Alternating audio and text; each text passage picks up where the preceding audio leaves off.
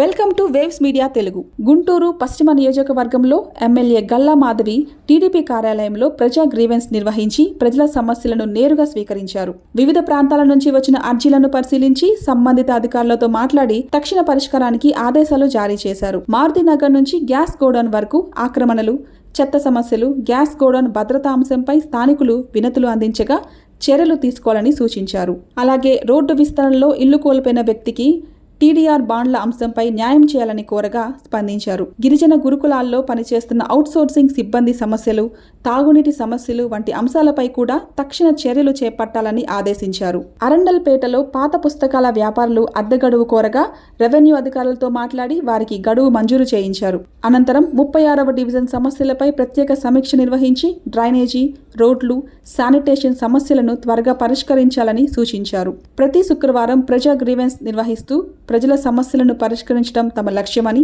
నియోజకవర్గ అభివృద్ధికి కట్టుబడి ఉన్నామని ఎమ్మెల్యే గల్లా మాధవి తెలిపారు.